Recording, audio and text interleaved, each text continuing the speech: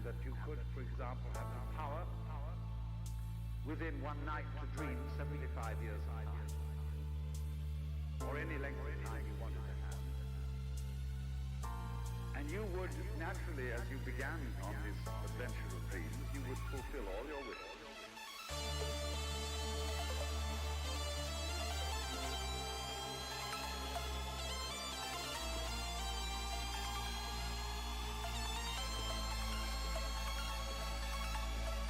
You would have every kind of pleasure. And after several nights, 75 years of pleasure, you would say, wow, it's pretty great.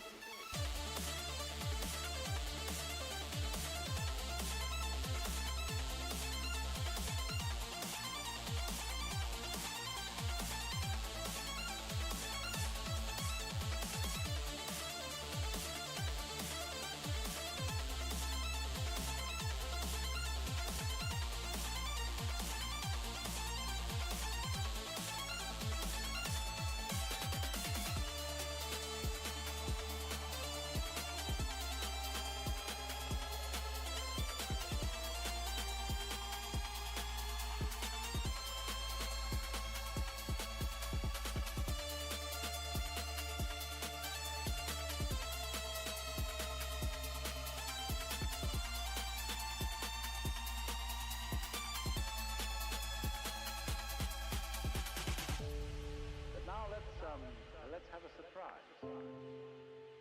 Let's have a dream which isn't under control. Well, something is going to happen to me that I don't know what it's going to be.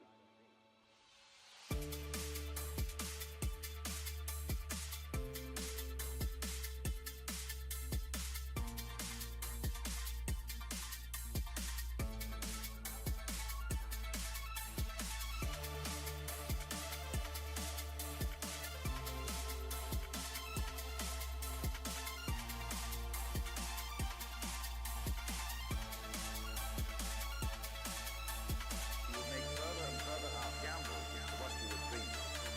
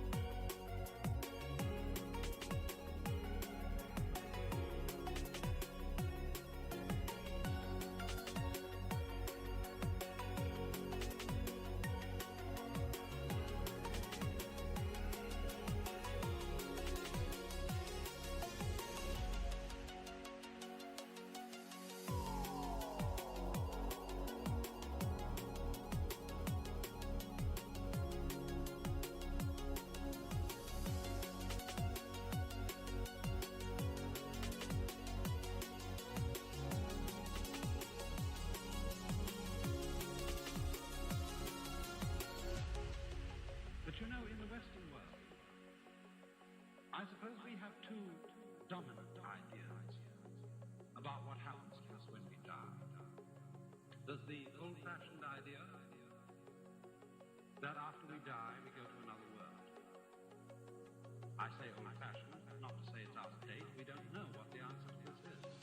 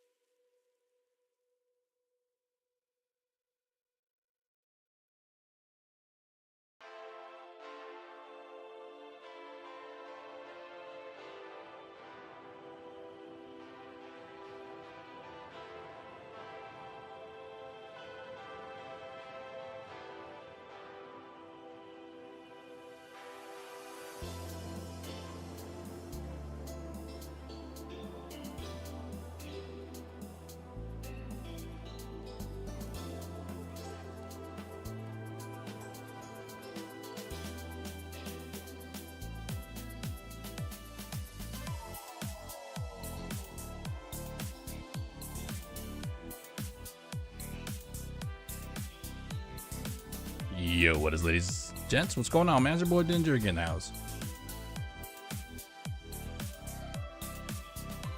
Hope you're all doing good. Hope you're all having a good day. We are live. And remember, ladies and gents, I'm live on YouTube and on TikTok. So for those of you that are here and hanging out, thank you so much for being a part of the stream.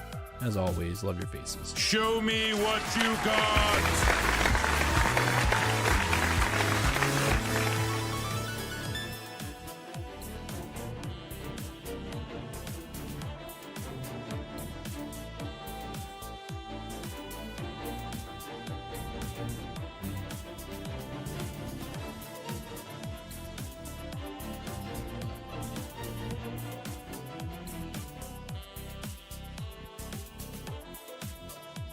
Go. Just had to make sure that it was up and running. Turn on the light. Aziz light.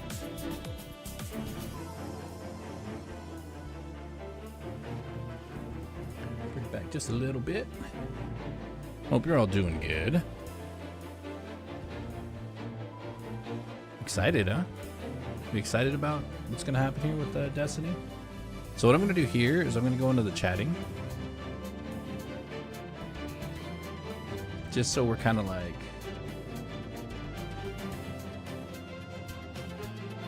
got an eye on what's going on if we can. Yeah, they haven't gone live yet. That's weird, right?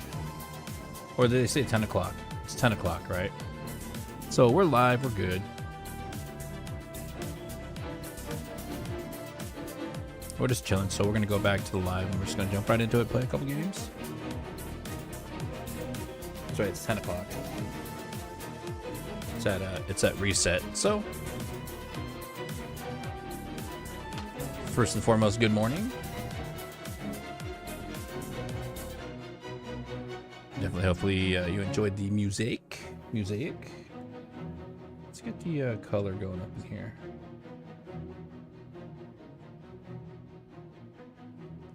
What's a good color?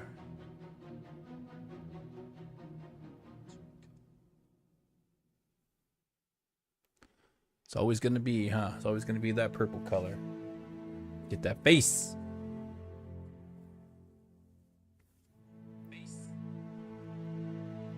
I gotta remember to.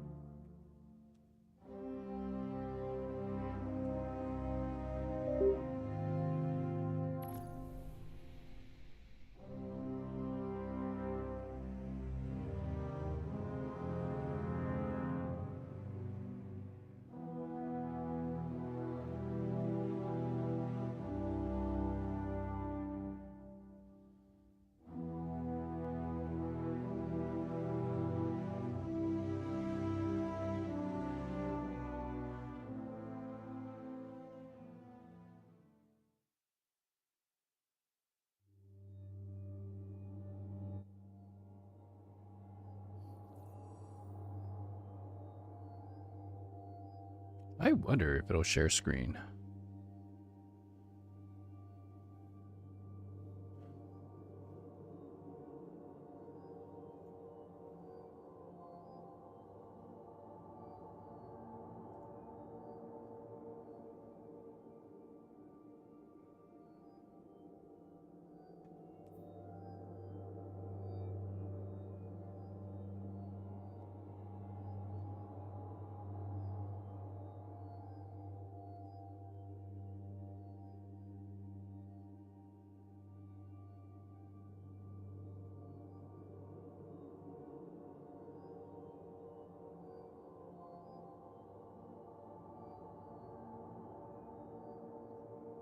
All right. We're in. So let's keep working on the Titan. Depends on what the lost sector is today. Bunker, and it's going to be Ghoulhead Armor.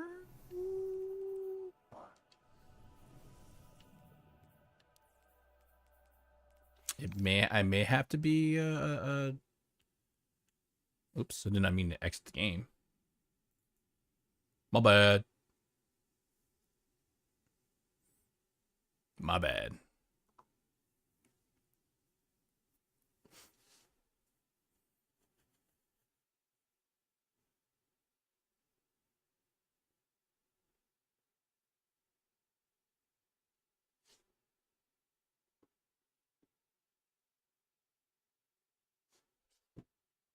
There we go, back on track. I didn't mean to hit exit, I meant to switch characters.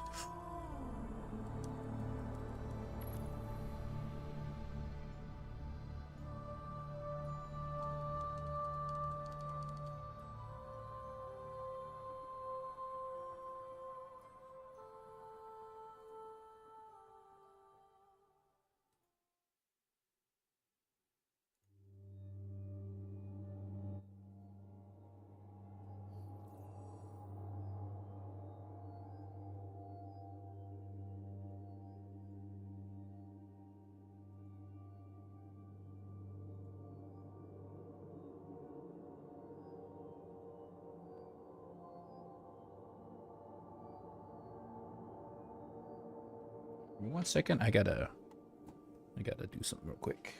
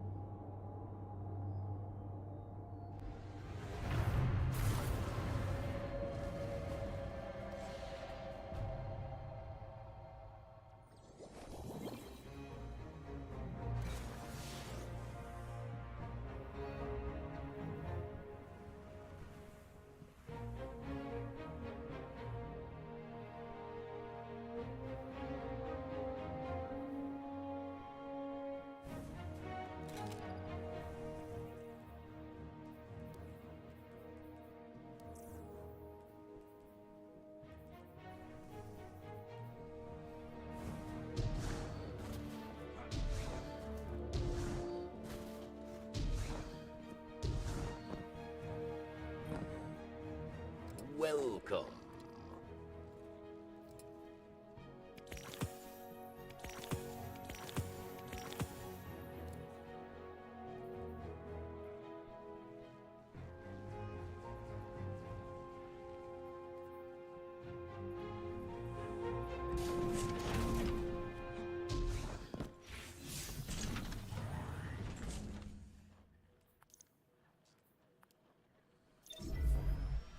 But barracks still stands.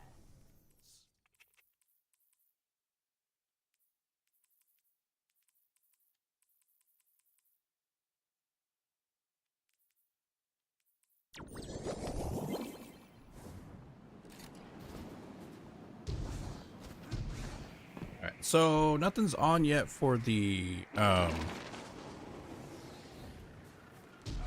Destiny Watch. I think it starts at 10 a.m. on reset, so we're good. We're good for a little bit to farm this.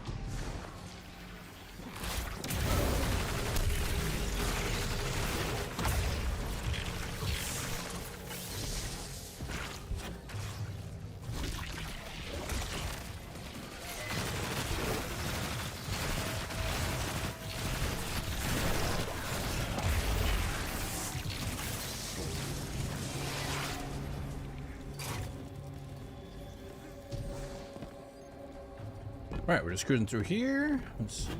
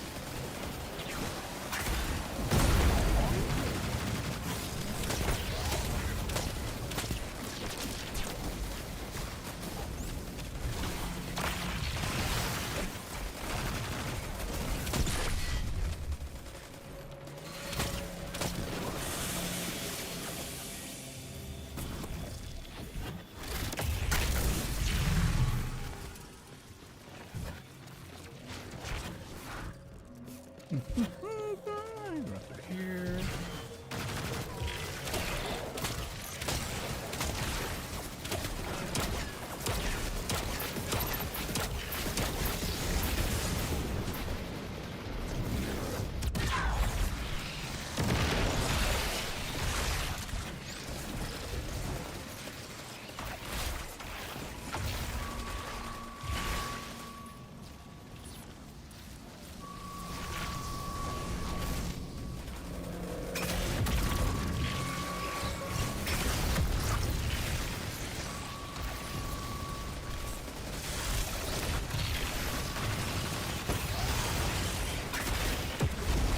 Huh? The hell?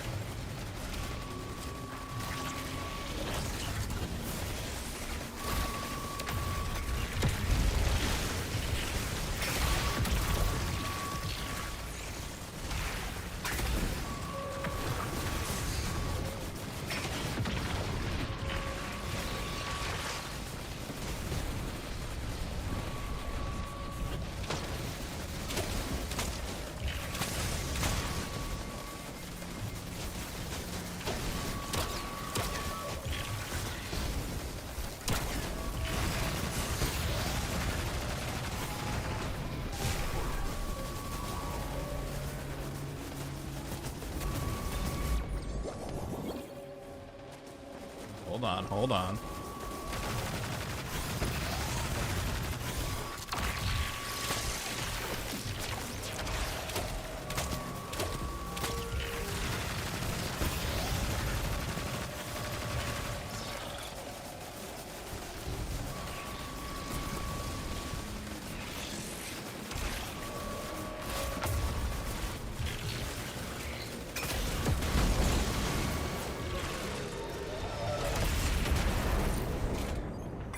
There we go. We got one down. Okay, so there's a couple adjustments I gotta make. For this. That's fine. I don't need to do Taken or Scorn. That's all vexed. I will do the rocket and the sundering thing. That.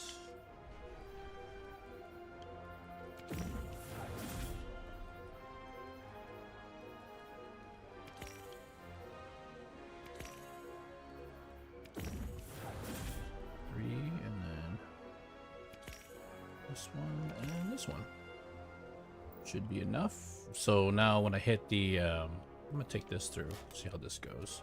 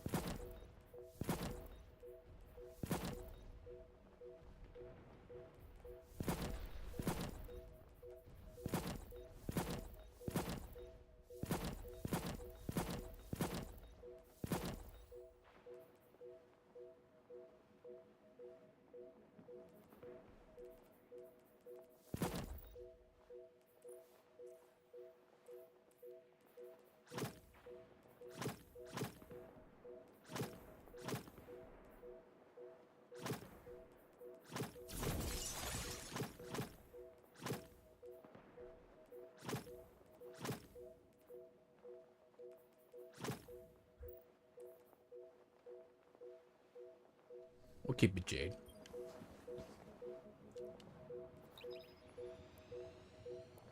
Although I will say, like, it'll definitely be a lot different.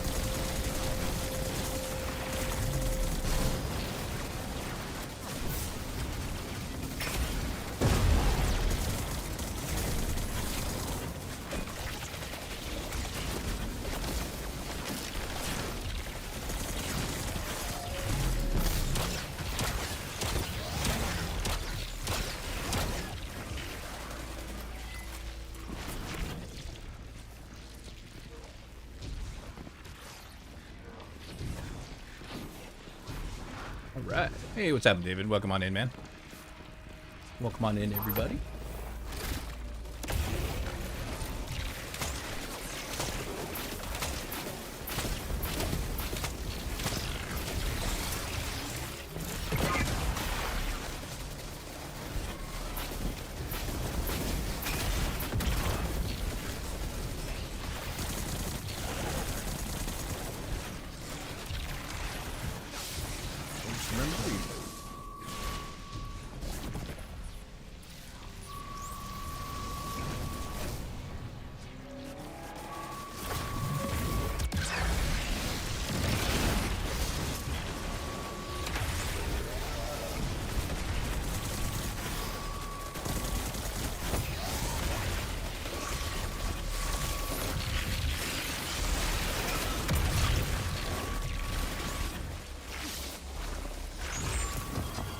Does it still give me platinum? Let's see. Look on the left-hand side. If it still gives me platinum before the other one spawned, I'm good.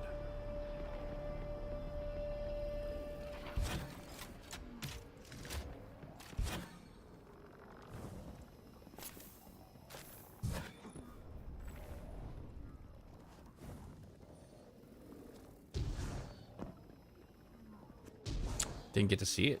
Didn't pop up. There's too many things going on my screen.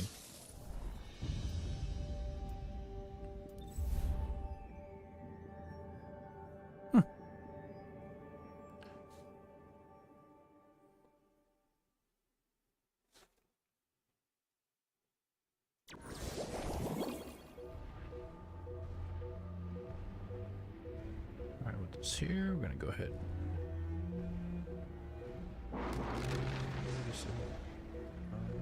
Minimize that.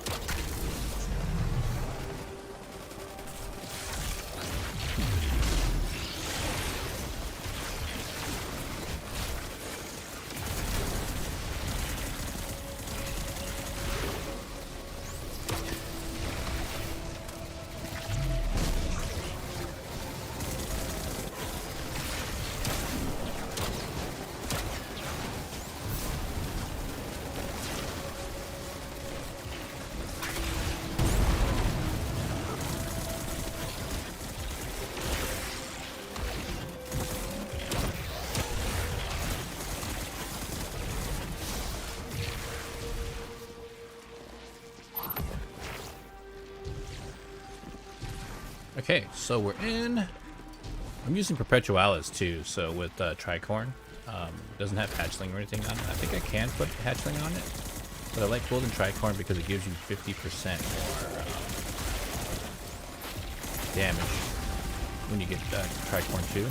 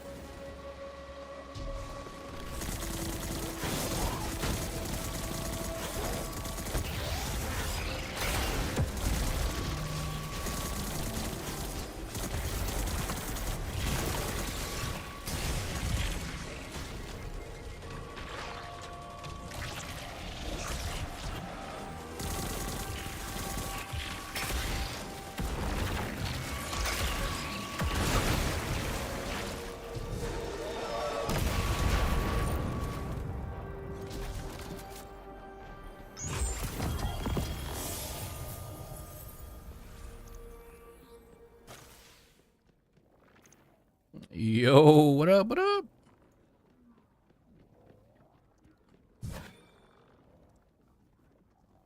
Yo, what's going on, man? Can you hear me?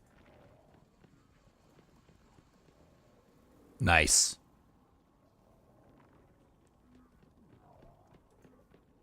Oh, yeah. You're like, what's the access code? No. Yeah, for the most part, you just double click on the, you should be able to double click on the, whichever chat it is, and it lets you in.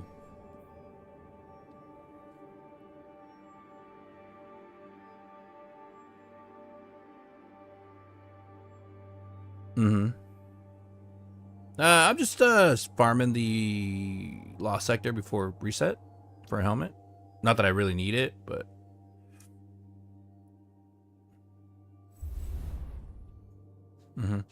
I just do them for like better rolls. Sometimes I'll get a pretty juicy roll, but I got some pretty decent ones. Like my Apotheosis Veil is good. I got double 24s on a 31. Rarity Sprout, I got a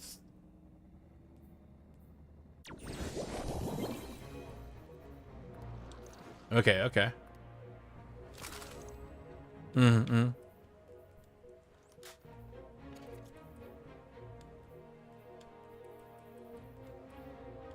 Nice. And I'm just kicking back, waiting for the third video to pop off. I guess I thought it was 9, but it's 10, so it was a little early.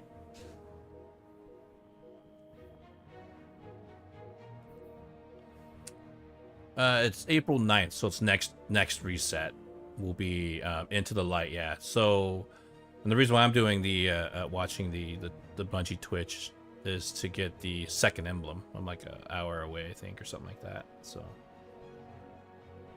yeah, if you watch the stream, you get the emblems. I got the first one already. Yeah, there's 2 of them. There's one you get at like an hour, and then there's another one you get at 3 hours. So they said they were going to stay on a little bit longer on most of them. I missed the very first one because I had freaking stupid jury duty. Yeah, legitimate jury, and I didn't think about it, and I was there, and I'm like, and it just like dawned on me. I'm like, oh, dude, I had to watch this. And then by the time I turned on my phone, it was already like towards like 5 minutes towards the end of it, first one. So I'm like, dang. Yeah, well, dude, last year they gave me 2, and I was like, hey, man. And the guy's like, I got you. He took one of them off because that's the way my name was spelled, and I'm like, how is my name spelled wrong? It's the same social security number in the driver's license. How do you guys get that wrong?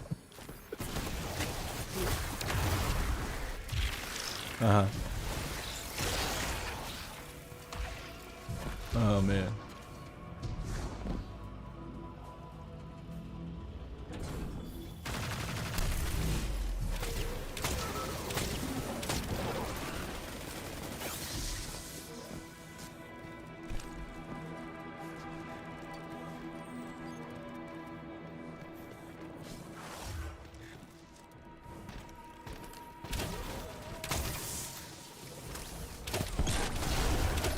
It's wild, dude.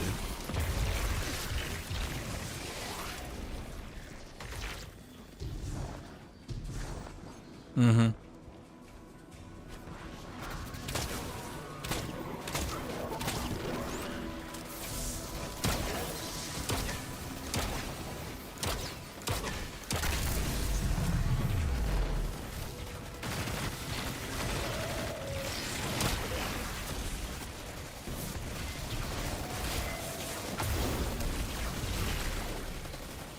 That's crazy, dude.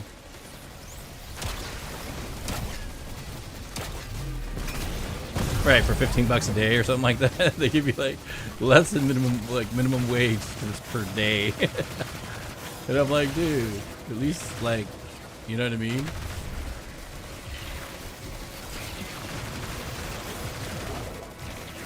Yeah, 30 to 45 bucks an hour depending on, you know what I mean?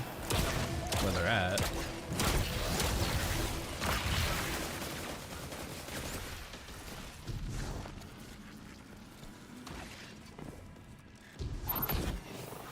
Mm-hmm.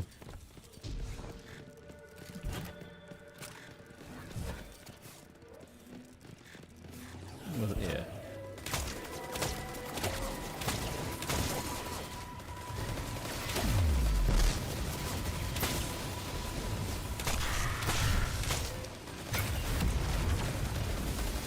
It's cool, man. It's been chilling, dude. It's nothing crazy. Yeah. Oh, it's usually pretty chill.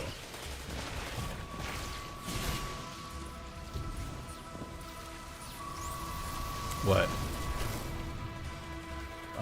Supposedly until June. So that's the first pushback as far as I know of. Again? Not that I know of. June was the target date that I've heard. I haven't heard anything else. Been pretty active with it the last few weeks. Just making sure. Yeah, I got it. I'm just waiting for the super. I'm just waiting for the super black, and I'm good. You know.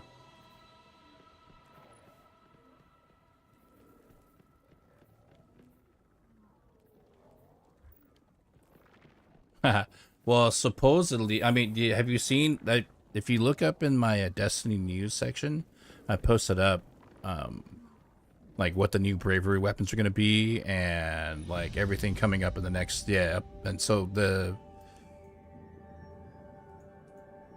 and then this week in Destiny, which is basically the last three, like what's coming out and what's going to be actually big. I think they revealed all the weapons, all the perks just recently as well for the mods. And then I believe Whisper the Worm Exotic Quest is coming back, and then the second one, we don't know what that one is. Yeah, there's like 2 of them coming back. But as far as like, there's a game mode. I thought it was PvP. We might hear about it in this stream. Oh, there we go. Went live. They went live right now. Let me switch to. Yep. Yes, sir.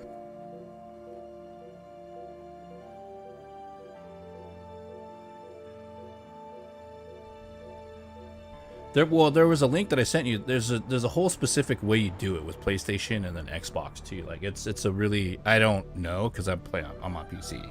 I do have a series, but I haven't like synced it or anything like that. You know what I mean? Yeah. So I'm gonna go ahead and I'm gonna switch over to this, ladies and gents. Mm-hmm.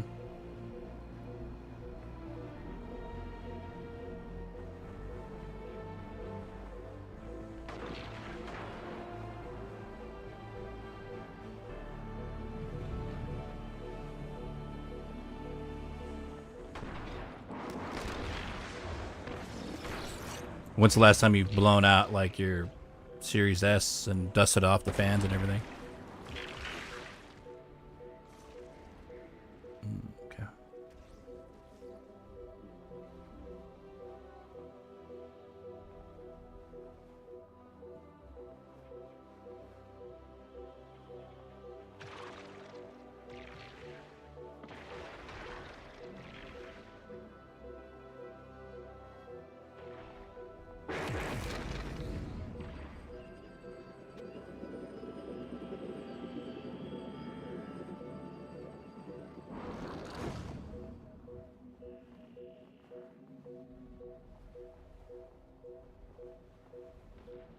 Have you guys tried replacing the power supply? Like is it a detachable one that, you know what I mean, that plugs it? It's an S, so sometimes the power supply itself might have fried. So if you just get a new one or go to like GameStop and buy a pre-owned one for the S, and then oh, the S doesn't have it, huh? Well, though, see, yeah, that might be the case. That might be the box then, yeah, if it's inside. Because if it was like an external power block, you'd be able to at least try that. Is try a new one and then return the old one with the pre-owned with the GameStop. Yeah, that's, I don't know if you know that bootleg trick that for GameStop. I don't really, you know, you get you buy the pre-owned because they have the 30-day warranty on it, and then just swap it if it works. So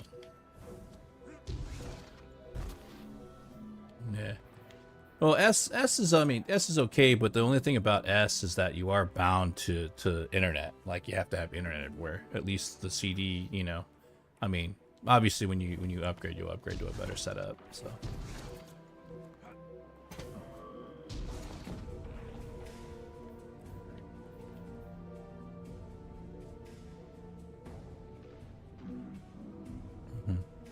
Yeah.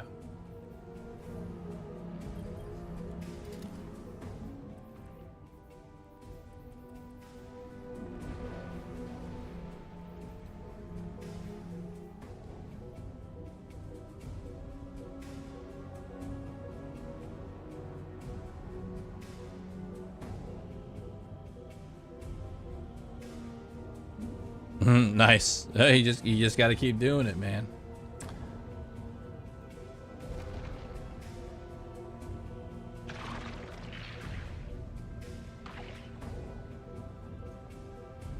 Yeah, it happens. It happens.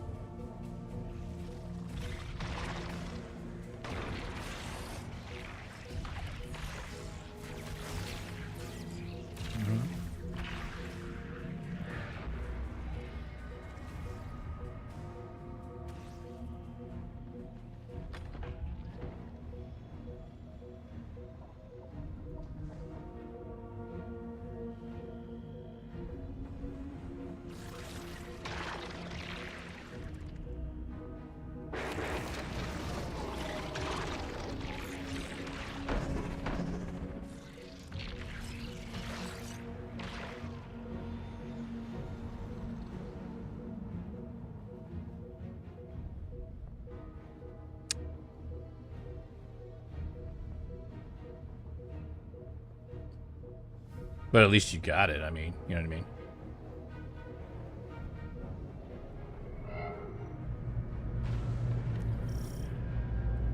Time again to raise the defenses. Their empire may be headless now, but its body still thrashes on. Oh, you're good. It once and for all.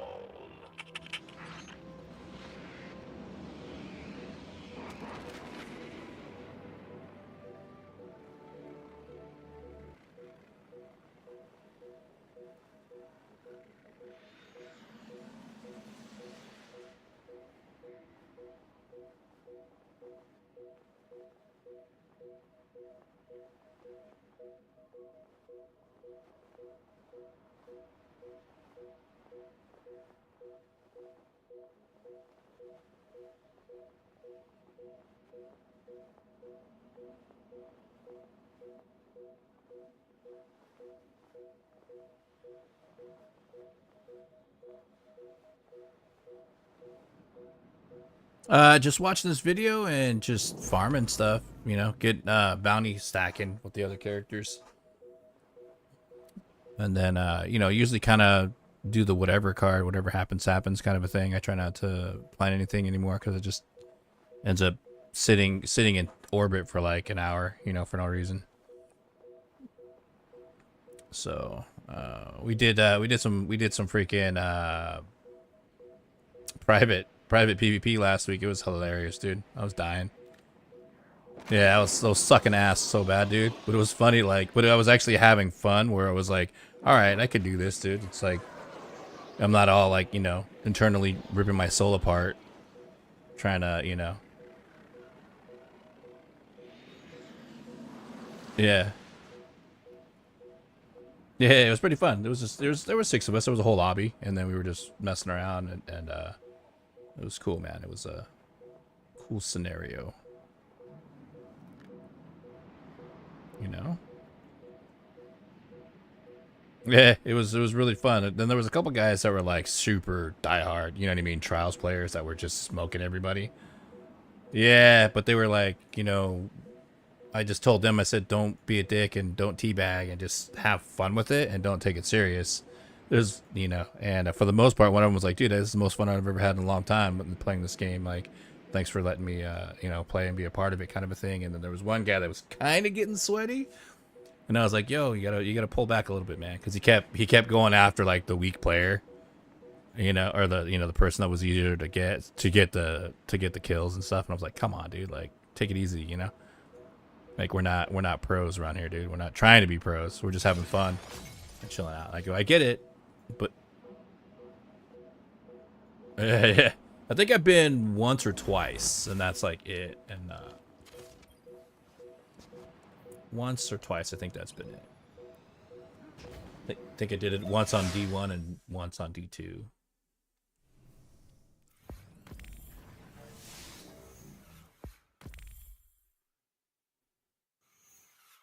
Right? You just, you know, I just gotta just not take it. I don't care about it, you know what I mean? So, but that's why, but it's just.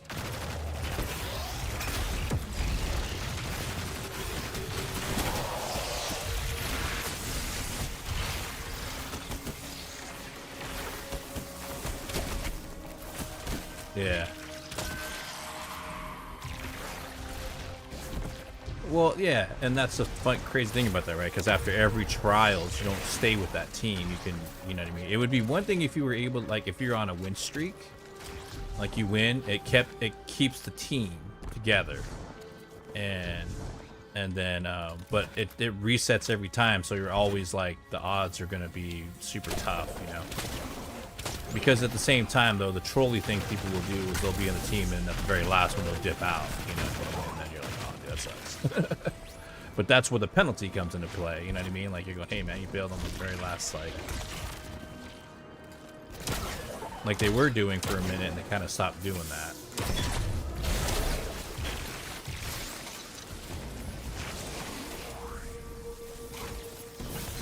Yeah.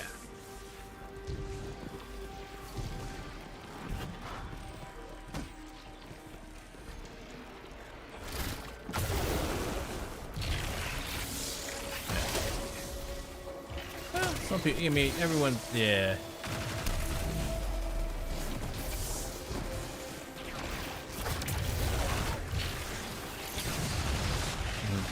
That's what I always thought was funny about, like, Destiny PvP, is, like, it doesn't matter at the end of the day.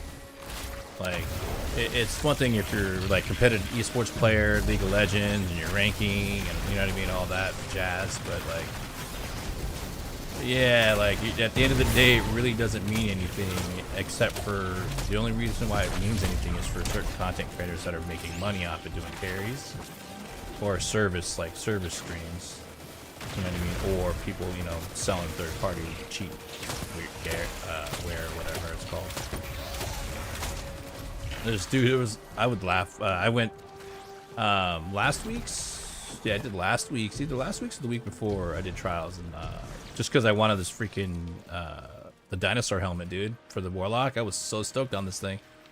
And I braved through trials for, like, the whole weekend, and it sucked. But, you could... Yeah, dude, it's like a T-Rex helmet.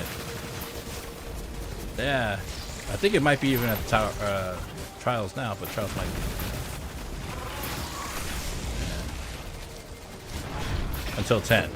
Until 10.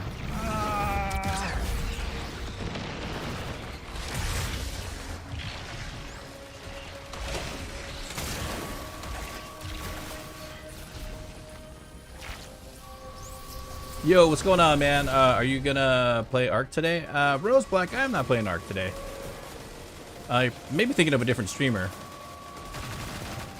But I don't play Ark, unfortunately. Not that I don't like the game. I just that's a career game. Yeah, that's a survival game, right? I think I might have tried it for like an hour or two, and it just wasn't, you know what I mean? I'm just more into FPS. I like dungeon crawlers as well, like Diablo, Diablo series, Borderlands.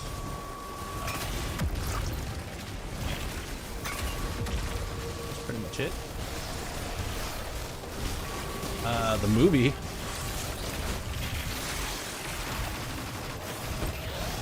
That people are kind of like torn about.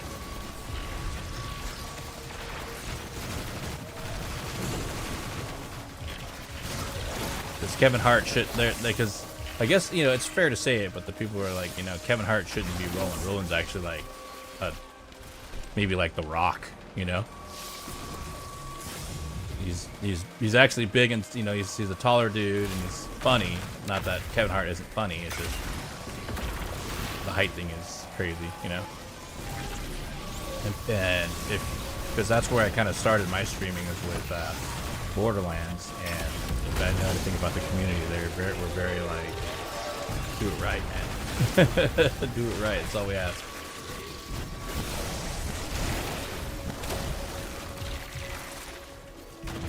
That was pretty cool. I thought it was cool for what it was. And it was funny because not a lot of people knew what Twisted Metal was, and I'm like, dude, you didn't play millions of hours on that damn game just to explore everything, like just to find all the secrets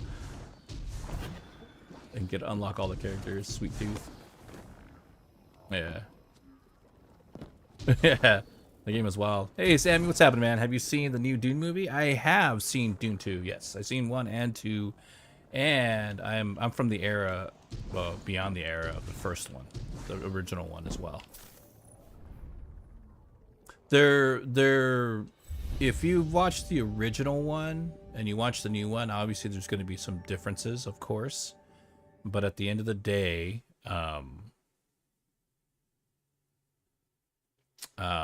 it's great cinematography. It's a great storyline. It's not like super in depth, but it's very visually pleasing. Like, it's just on a dirt planet, so people lose their shit over that. Like, oh, and I'm like, dude. Yeah, it does. It does. It was kind of like right around the same era. Like, I think it was within the same decade that Mad Max and Dune were that, you know, dystopian, apocalyptic kind of type of, you know, movies were around. Yeah, the newer one. Yeah, there is the reason. You know what's crazy about that one? Like saw the trailer for it, and I was like, man, it looks awesome. But I'm like, but it looks clean. If that makes sense. Like dirt. Like they made dirt look clean, and I'm like, that's weird. Like from the first one, it really wasn't. Like the whole point is being dirty, you know. Yeah, they made dirt look clean somehow. So. Yeah. Hollywood's struggling right now, man.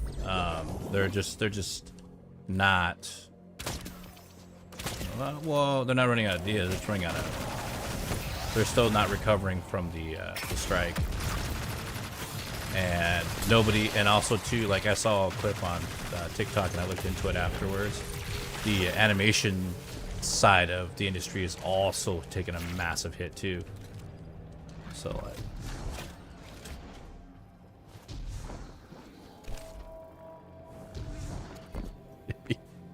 Being dirty is chic. Nice, Sammy.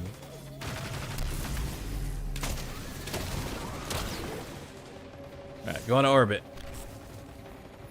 Here we go, ladies and gents. It's live right now. Let me here at Bungie, and we've got an awesome set of topics to go ahead and cover today. But first things first, we wanted to go ahead and remind you guys of one clarification we made. For starters, all of the weapons in the Brave Arsenal. Let me know if you guys can hear that on chat.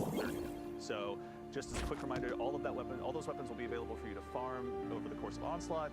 There's many ways with which you can go about it. For starters, obviously, you can go ahead and attune yourself to a weapon. So whether you want to go ahead and grab that recluse that you've had your eye on for so long, you've got the opportunity to go ahead and do that over the course of Onslaught.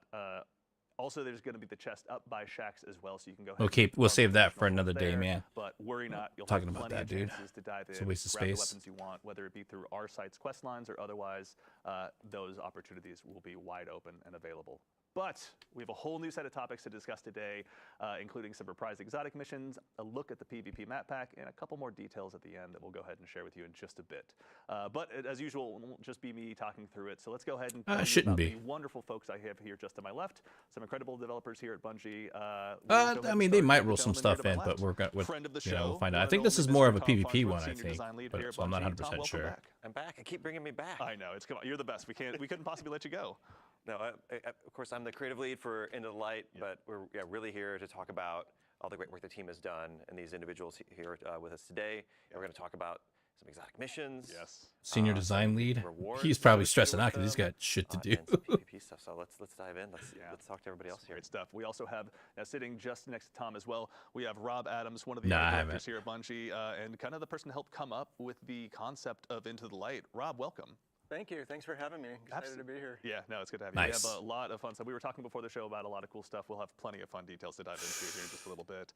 And of course, the one and only Willie. I got, designer here at Bungie. How you doing, Willie? Good morning. I'm doing well. I think they're. For the folks at home that may not be familiar with you name of or the your company? work, what do you do? Oh, here they're at still Bungie, if you don't mind serious. my asking? I'm an activity designer. I got them because they were For super Into cheap. the Light, I worked on the 0 Hour reprise. Excellent. Well, with that, we Yeah, we may these as well these are start like the diving Arctic into the ones or show, whatever. and There, we it's have a real lot of real cool stuff simple, to easy. start Like with. I in addition to like you originally I mentioned, just switched to some awesome these because I exotic missions, like the including in-ear Whisper and Zero headphones, Hour, but which I got both, tired of like feature, craftable versions of each weapon. the little But let's plastic go ahead and start popping at the off top with and the getting Whisper. stuck in my ear, and I'm We like, had dude, a I was chance to go getting and annoyed by open up that. the curtain and look behind the scenes a So- little bit. Let's go ahead and But start from the very they're top. they're better Rob, because they you go in and you were don't when it get all the started. indentation on the Why top of your did head, Bungie make the for Whisper wearing- to begin with? for wearing Well, I think in the headphones. first few months of D2, I want to say like the first 3 to 5 months, we felt like there weren't enough secrets in the game. It felt like the game was pretty well known, you know, and kind of like discovered. Mhm. And it just needed some big secret to be found by the players. And we thought that that would excite Yeah, it just gets crazy, our dude. community quite a bit. Like it would, Give me it would one just go second over here. really Let well. me, We hoped it would at least. Yeah.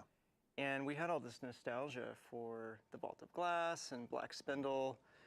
I mean, one day we were just sitting in a conference room and we're like, what if we just made another Black Spindle mission, but we made it a lot bigger? Yeah, yeah. Right? Hang tight, hang tight. We've got here on screen. So kind they of just some, so if they we just can talked call about it the Black as such, Spindle mission. Original concept art. So they for the Whisper. redid it. So the Whisper is coming Yeah, back. could you tell us a little bit about what we're looking at here? Sorry, I'm Yeah, watching. so I'm that's trying to actually watch the very the first whiteboard drawing when we got all excited and we ran and found a conference video. room and we started, you know, live drawing right what now. this could do, Yeah. what we would want to build. And really, this kind of shows some of the magic formula. You know, like we had a contract, really, that we called it a contract, and this was an unspoken agreement between us as devs and the hardcore, super engaged players. Yeah. And it really was, if you can pass a test where your mind is going to be tested, your fighting, right, Yeah. is going to be tested, and you're going to be able to pass these tests, right? Yeah. Your movement, your mind, your fighting. Yeah. If you can get Not past yet. these They tests, switched- it you're gonna be switched, rewarded lost with great sectors. power. Yeah, I'm gonna jump into And a that was the different contract. And so one chat of for the right other things now. we did, and you can see it I'll up probably here be in back the, after upper the left, live is done, Yeah. if that's cool. There's a little crack, and then the path All right, brother. continues. Yeah, and then we'll, yeah, if that's you the want, red maybe we'll run herring. something And so we thought, well, a little bit rather later. than lead players by the nose and have Later, a brother. bunch of Yep. narrative and Yeah, thanks for popping in. make it really obvious what you're supposed to do, what if they get into this mysterious place and they don't know what to do? And when they go down the path that they think is right, it's not. Yeah. You know, and they go blazing right past the actual opening. Yeah. And so we knew that or we were pretty confident that that was going to appeal to the hardcore players, because once they learned the path, Right. they could then bring their friends in and show them, and then we would have the videos, you Yeah. know, with the walkthroughs, and it would just appeal to, Yeah. to As those they let sorts their of friends people. go first that first time to watch Yeah. them fall Is off it? the Yeah, edge yeah. helplessly. Yeah. Exactly. Also, too, Can you is, hear know, everything to okay, kind of Sammy? focus a little bit more on the art direction as well. I think, to put it lightly, the vibe in The Whisper is pretty intense. Can you tell us what it was like, kind of imagining that space and bringing it to life? Yeah, well, we wanted this like intense mystery vibe, right? The mystery of I'm on IO and I found this place that I've never seen, I didn't know existed, Yeah. and where does it go, right? And that mystery, and also the feeling of dread. Yeah. And so, a lot of that. yeah, and it's easy to get a vibe if you listen to one type of music, for example. Right. So we were watching Stranger Things and listening to the soundtrack, and I got really into building this traversal puzzle. It has a really consistent vibe because it was just one type of music that was listened to for the whole thing. Yeah. Speaks to my Hotline Miami fan inside, honestly. Also, too, is we've got another picture as well of the infamously titled Green Room as well. There was a really cool anecdote you had kind of about the development process of this. What was it like bringing this kind of very iconic, I guess I'd say, Destiny room to life? Yeah, well, this is funny because there was this thing that we wanted to try, right? Make a room that has a trap in the center. That if you mess up, don't forget, ladies and gents, when you tune in to the Twitch, and when you get out, you end up back in the room, and it just happens again and again and again. And there's all these different ways that you try to find your way out of this room. Right. So the test was to make a tiny version of this, like 1/4 scale, and we brought it into the playtest lab. Yeah. We had Cosmo and Dylan. We had a bunch of our testers and designers in there. Yeah. And I just waited, right? And I waited for someone to find the hidden shortcut, right? Like what's going to happen when they find that hidden shortcut? Yeah. And so the first person that found it, they just screamed and started laughing, and then everybody started finding it, and based on that reaction, we knew we had something good, and then it got scaled up into what you see here, and back to the vibe thing again. Yeah. When this got built, all I did was listen to Black Sabbath, the first 6 albums, like over and over. Yeah. So it just has that really, really consistent vibe all the way through, and that's just a trick that the whole team uses to get a theme or a vibe to be consistent. We're going to go ahead also too and start to jump in the activity so we can see this this vibe up close and personal as well. But here we are. We're back in the Whisper as well.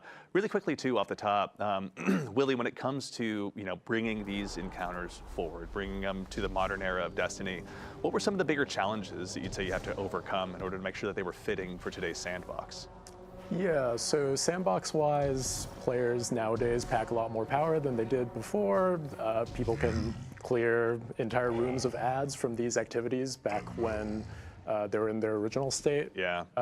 Just like extremely quickly. So we had to beef up the number of combatants that are in these encounters, and later on I might talk more about additional tuning that I've done on them. Totally, yeah, we can come back to that in a second. But I think also too, really quickly, back in the day, there was a very bespoke way of getting into the Whisper. You had to kind of hang out on IO, wait for this mysterious portal to come up. Yep. But we've made some changes to that as well. I think you were mentioning before we hopped on the air. Oh yeah, I mean, I was a victim of it, right? We had the public event with the RNG, and you had to wait for the right one. And one time I tried to take a coworker through on a Saturday, and we spent like 7 hours just trying to get a few runs because of the public event.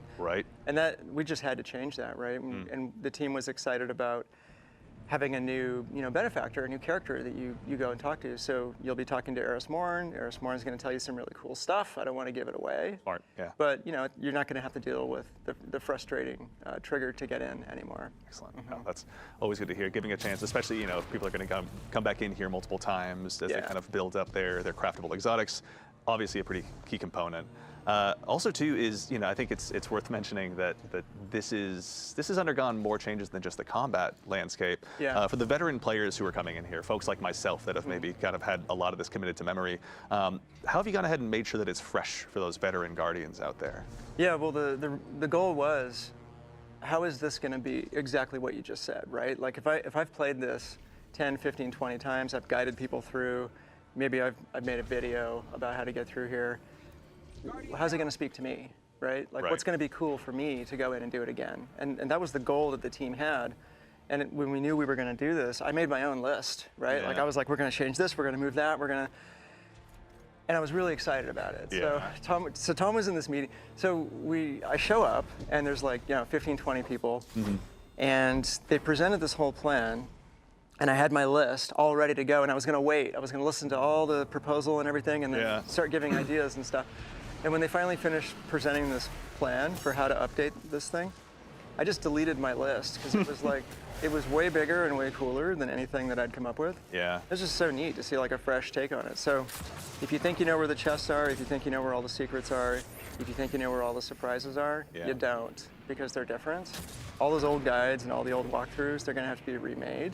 Even though I'll just give one away, when you first get in, there's that first secret chest room on the right. Right. The anomaly has taken care of that. It's not there anymore. Anomaly has taken care of it. There's So more surprises. to the Steam guide writers, to the game facts writers, to the folks making their YouTube videos, a revision 2 is going to be in order sometime soon. Oh yeah. By the sounds of it. Yeah. That's really exciting. That's also actually too pretty cool. is, What do you guys think? You know, are there any other changes that you guys are particularly excited about when it comes to the Whisper? We're going to move on to 0 Hour here in a little bit, but you know, before we conclude our journey here, Willie, actually on your side, are there any changes in particular that you're excited about with this updated version? His name's I'm Willie. excited about the way that the boss fight has changed for this activity. Interesting. All right. Well, we'll leave that to folks to go ahead and discover on their own when it comes to the launch day of the Whisper. But yes, this is a first look for the folks out there who are looking to go ahead and make sure that they're ready on day one to go ahead and add another craftable exotic into their collection.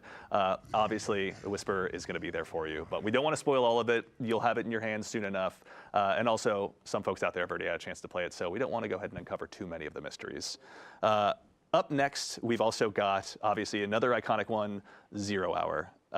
Let's start from the top. Wow, Can you explain, they're bringing that back, Rob, huh? the concept behind Trevor? You've obviously got an homage to him on your... I have my shirt. Yeah. Yeah, absolutely. Can you tell us a little Yeah, bit about what this original concept was? Oh, dang it. So Trevor was really 0 Hour, inspired by dude. this- Let's go. There's this Japanese game show called Takeshi's Castle, and it's been around a while. And it's great because it has all these physical challenges and people getting knocked down or Brother, flipped what's over this? and stuff and Brother, trying to get through ooh. things. And there's just a lot of comparisons to what we try to do in Destiny. And we've borrowed from that show and shows like it for a long time for cool ideas. And they have this one bit where the contestants try to get up this hill. And there's this big fake boulder that comes down the hill. Yeah.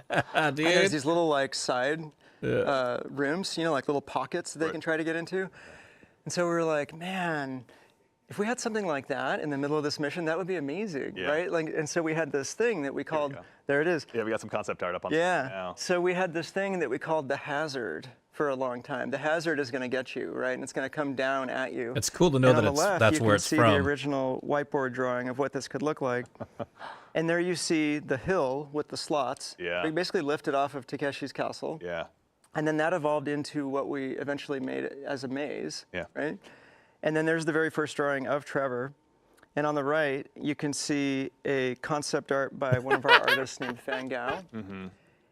And when I looked at it, it had a bit of a vacuum cleaner look. You know, it didn't quite I nail love it though. The vacuum fear, cleaner look was the best. You know, which we might talk about in a second here. Oh, yeah. So then on the far right, you can see the centipede legs and the light and the final revision. That's pretty close to how Trevor ended up. Yeah, it definitely it feels terrifyingly familiar in some ways, we'll say. Yeah. And I, you know, kind of while we're on the legs, Good job, Tom. which brings up honestly another great example I'd love to touch on as well is, you know, as a guardian myself, we've felled gods, we've fought some of the most difficult battles in the universe, whether it's against our fellow guardian or the many foes that set foot inside the solar system. When it comes to Trevor in particular, it elicits a very primal, sincere fear. How did you guys kind of elicit that from players who have obviously conquered so much? Well, I think there's this like satisfaction God, from scaring Trevor? people that's inherent in everybody. Like we've all scared somebody, I think, at some point. It's just super fun, right? Yep. So what could we do in Destiny to actually make people feel fear? And the team was super excited about how to try to tackle that problem. Because you're right? Like Guardians can just jump away and we kill everything and we're just gods. Invisible and God dodge killers. away. Yeah, exactly. To do it, yeah. So how do you scare our players in the game, right? So the first step was drop you in a maze. Yeah. There's something in You know there how that to you scare cannot us? kill. Make the Into the Light jump $29.99. because the ceiling is just above your head, right? Yeah. So those were the first three things. This thing is faster than you. Yeah. So you know you're in there with something that you can't kill that can go faster than you. And then of course we did the centipede bottom, which I have this particular phobia of centipedes. Like the fact that you took something that is such a fear and put it front and center, honestly, like it's commendable. I watched this video like a week ago where this dude takes a giant centipede and lets it bite him on the arm. Why would you do that to I yourself? don't know. I almost passed out like watching this video. So centipedes terrify me. And so I thought the bottom of this they thing will just eat has you. to be That's why when you're sideways not centipede looking, they'll legs eat you when that you're are made of sleeping. metal, and they just grind you up. And when you it won't feel catches it you. because they're. And then the final Don't they like produce piece like of a numbing the formula like a for this numbing thing really agent was when they're chewing on to you? put a super bright light on it that would shine as a shadow caster across your, like past your body, so you can see your own shadow as you're trying to get away. Yeah. And honestly, like a lot of it was inspired by the anxiety that I feel, and I think folks on the team also felt when we talked about like the trope of a subway that's coming around the corner. Right. You see that finite just clock running out in front coming. of you. Yep, you see the light coming, and then you see the thing. Yeah. And so that really helped us figure out how to make this thing as freaky as This possible. time, no Indiana Jones laying down on the tracks hoping for the best here. Yeah, no. Not a chance, no. Trevor's going to chew you up, honestly. So also, we There's found ourselves Mountaintop, now. dude. We're in the beginning stages here of the Whisper we can see You on know, I screen. never had Mountaintop. Willie, we kind of touched on this briefly. I couldn't over finish the, course the of, last the Whisper. the last can you tell us part a of little it. bit about I was what on the it like last sort of part. I was at, reinventing I these think I was combat at like spaces and these 15%. encounters for But Guardians in a modern triple, sandbox, especially those that are going to have the Brave arsenal you had available to, to you had them. to get 3 Guardians and so, one just GL now blast. you saw a brig in this encounter, which there wasn't one before. I think there's the desire to keep the soul of the activity, which is that, oh, there's time pressure on me to finish this activity quickly, and also I'm going up against powerful enemies that are trying to stop me from doing that. Yeah. So we wanted to make sure that the combat still felt challenging, even in today's sandbox, so we added some new combatants with the brig. And we also just increased the number of combatants, period, so that players had more to do with their more diverse and deadly tools. Yeah, Guardians have plenty of those available to them. When you were developing these combat spaces as well, were there any moments where you really thought to yourself, like, all right, this is it. Like, we've really centered in on what was great about this mission originally, but this is going to be appropriately challenging for today's Guardians? Yeah, I think So it does like 22, playtested it 23K. and you know, we had everybody load up with their like new maneuverability tools, their swords, their grapples, to go through the activity, and then we were expecting that like, oh, people are going to breeze through this like it's nothing, like the original 20-minute timer has to become something else, but really all of that translated over pretty well. Like the individual sections are self-contained enough that like you can't bypass too many things by just using one new tool. Sure. The whole thing sort of still Someone's felt gonna find like it, though. 0 hour, Yeah. even with your new toolbox. Yeah. That makes pretty perfect sure sense. Even with we're gonna go ahead skimmer and is jump forward gonna here a little bit as well, do it, using our watch. dev tools to take a look at Trevor as well. So for the folks out there that want to reinstill that fear in themselves, now's a brief chance to check it out. Also, too, is we're in a world where, you know, there's strand grapples, there's shatter skating. When it came to kind of redesigning these activities, or even making, I guess, alterations more appropriately on these activities, you know, with one like Trevor, for example, what was the challenge that you kind of had to overcome with those new movement tools in addition to the combat tools that players have available to them? Yeah, I guess philosophically, I want to make sure that if people were speccing into being highly maneuverable, then I honor that choice and say, yeah, you're highly maneuverable. Like maybe you're in this hallway with Trevor. I don't want to be ground up by these centipede legs, so I'm going to sword skate through this so that I can have a little bit of speed on Trevor. But like, you know, you still can't invalidate the challenge entirely. Trevor will still kill you if you mistime those. So they're just like different expressions of how you want to tackle these challenges, and none of those expressions like fully throw these challenges out the window. Yeah, actually, something too that I'm seeing pop up in chat here is the mention of the timer. So for starters, Hey, there's Mikey, also, thank this you is so much normal for the difficulty, and there's also legend, gift, isn't that my right? Yeah, Tom, can you tell us a little bit about like any updates to the timers in these missions as well? So, and Willie, feel free to hop and correct me if I'm wrong, but on normal, it's 40 minutes because we want to give players a little bit extra time, especially if you're new. We want this to be accessible. Everyone would get in there and get the experience. But a lot of our kind of like It is. like quests, content, and secrets are in the legend version, which has a 20-minute timer. Yes. Correct? Yep. Interesting. Okay. Perfect. All right. Thank you, chat. In addition to these other updates you've made, are there anything or any changes you've made in particular that you're excited about that you're comfortable talking about it here, or is it just you want players to dive in and find out for themselves? Yeah, so the whole secrets setup for 0 hour is different. So, you know, previously we had key cards. Those have been replaced by another secret system that you'll just have to find out more about for Perfect. yourself. And you know, I'm also proud of the boss fight. that relates to we we'll made hold it that really one close to the grindy, vest. guys. Players will have a chance to see that So on their what own and they're see saying. Willie's hard work It's not, in they're person saying secrets, very but it's soon. grindy. Now, as we mentioned at the top of the show 0 as well, hours there's going to be probably craftable grindy versions of these exotics, and we're as going to check F, them dude. out. But there was one more example that I coming wanted to back. ask you about, Rob, in particular. There was some discussion briefly about the acronym that is Trevor. Could you tell us what that stands for? Yeah, I'm gonna tell you, but Yeah. I had to open my phone because it's like impossible to remember that.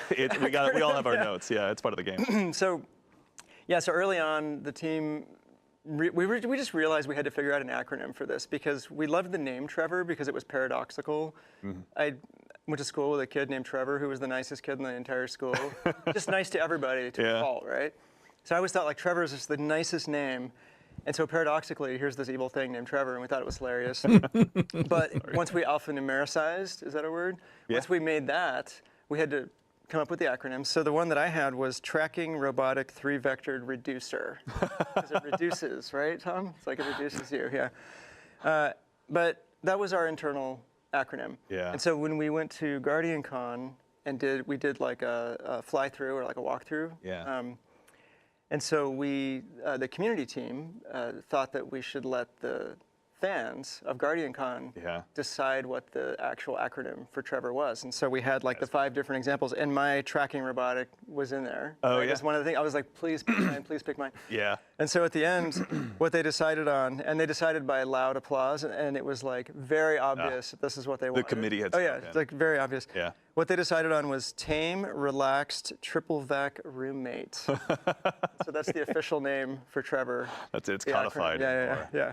Thank you very much to the denizens of GCX. Thank you very much for your hard work and letting us know exactly what Trevor should be called. That's really cool. I wish I'd been there for that. That's a weird name. Okay, now we're taking a quick look at the craftable exotics as well. We're going to go ahead and start with Whisper of the Worm. Tom, can you tell us a little bit about what players who are kind of going to go ahead and facilitate their own play style or want to build a Whisper all to their own? What are they going to have to look forward to with all this? Yeah, even before we get into the crafting, like I've got my notes here from Chris Proctor, so you're the man ready to himself. go. Yeah, he's sitting on my shoulder, helping me out here. And we wanted to retain the fantasy of both these weapons, of both Whisper and of Outbreak. And Whisper, it's a hard-hitting precision weapon where you're in the backfield. Like, and if you land your crits, you're rewarded, and you can sustain a ton of damage on a boss or enemies with a large critical area. Ogres will be felled. Ogres will be felled. Servitors. Don't stand a chance. Yeah. And then with Outbreak, the fantasy is all about spreading the plague of Siva nanites. Certainly. And we'll be able to get to that in a minute. But I think we're looking at Whisper right now. Yeah. So specifically with Whisper and Outbreak, for both of them, with both these crafted weapons, they'll both have a craftable barrel, magazine, traits, and stock options. The barrel and magazine options will let you really push the stats around. So you'll be able to have a max stability Whisper if you want. Yeah. Which was really advantageous for a weapon that's about this hitting repeated critical hits. Certainly. In an area. And then specifically for the perks on Whisper, and both the perks on Whisper and Outbreak are things that by engaging in our secrets week over week, and both of these exotic missions, you'll be able to unlock them. And for Whisper, it starts off with Mulligan, which is the classic perk where if you miss your shots, they get refunded. But if you upgrade it, you can get Field Prep, which will give you more shots, which equals more damage. Yeah. And then there's No Distractions, which will allow you to keep under fire, hold your aim on your target better. And there's also Enlightened Action, which is for more forgiving reloads. So there's, I think, a lot of options for players of different play styles and different skill levels there. Yeah. And then just the cherry on top there with Whisper is that it's getting a reserves bump. So it's going to go from 18 in reserve to 24 in reserve. So you're going to have a ton of ammo to make it a sustained damage monster, which is super exciting. So ultra precise players like myself who never miss a shot will have even more. Why are you guys laughing? Why is that funny? No, that's really exciting. We also we have Whisper of the Worm in addition to Outbreak Perfected now joining the pool of craftable exotic weapons. Let's take a quick look at Outbreak as well while we're here hanging out in the Enclave. Tom, kind of, second verse, same as the first, same question. Can you tell us a little bit about some of the perks and updates that players will have available to them with their options to craft Outbreak Perfected? Yep, and so in addition to barrels and mags, it has Its classic Outlaw perk is back, so you get your fast reloads on final blows, which works really well with Outbreak. It's all about also landing precision hits to either spawn nanites or to kill enemies and spawn nanites and spread that Siva energy around. Spread the plague. Spread the plague. And then the second one, though, that we're added here is Rapid Hit, which plays right into that. So like you land your precision shots, you get more stability, you get faster reloads. Then another new one is Rewind rounds. It's hard for me to say. Try it out. See, which it's not refills me. Rewind reserve, rounds, man. To minimize your reload. So like if you're hitting shots, you're just going to keep getting more ammo, which is really kind of interesting. Perpetual motion machine? No, perpetual death machine. So yeah, it's like do you want the reloads, or you just want to keep shooting? Yeah. And then there's also a head seeker, which I think maybe for PvP or for certain play styles where like you're less focused on your critical shots. That's something to think about as well. Right. In terms of catalysts, if you already have them, you're golden. You can craft those. If you don't, play the legend version of Whisper and 0 Hour, and you'll have a chance to get them. Very cool. So that's still in there. And then, as I mentioned, for unlocking these new intrinsic perks that you can slot in, there'll be like a 3-week mini quest line that rolls into the secrets for each of these. And Whisper is coming at launch with Into the Light. Exciting. And 0 Hour is coming in May. Perfect. Okay. So be a chance to go ahead and sink your teeth into 0 Hour for a while before you go ahead and change your attention and start unlocking another one of the storied exotics of old. So those also, are it's worth mentioning that there are more than just the craftable weapons available as rewards in these missions. There's some tried and true ships. Now, we were talking a little bit about this earlier, but as someone who still to this day wears 1,000 wings. You and me? Yeah, like we know the feeling of getting that ship and finally having that I was there moment. The ships are making a return as well, isn't that correct? Yeah. Okay, so for both Whisper and for 0 Hour, they're coming back. Is it the exact same ship, or are there going to be changes on them? No, these are actually new assets, right? They're new ships, so they won't be the same. They won't sit in the same spot in your inventory, and they are updated to look really cool and new. And I think they're exciting, especially we took the old scrap drifter ship that was, I think. Not really loved particularly by the community because it was literally scrapped together from spare parts to get built, and so we did a really nice pass on that. So it's inspired by the look of Outbreak Perfected, and I think it looks great. I think the community is going to love it. Yeah. And then we have the Whisper ship, 1,000 Wings. It's got a new design, so you'll still have your old 1,000 Wings, and if you have that equipped, players are going to know that you're OG and that you got it back in the day. Oh, yeah. And the new one is going to look like the new one, so there won't be any mistaking the old one for the new one. Very cool. Excellent. So for the players who want to go ahead and continue to build up their collections, there's a chance to go ahead and dive back in. Maybe they weren't there originally, but they want to go ahead and join the 1,000 Wings Club to a degree. Exactly. Excellent. So there'll be a chance to go ahead and unlock those as well. Excellent. Well, I think we are actually about at the point of the show we're going to go ahead and get ready to rotate over to the PvP map pack. But for starters, let's go ahead and make sure we thank our incredible team of playtesters here, going ahead and showing off the missions for us. Ashley, Peyton, and Michael, thank you all so much. Very much. There we go. We're getting some waves from the backstage.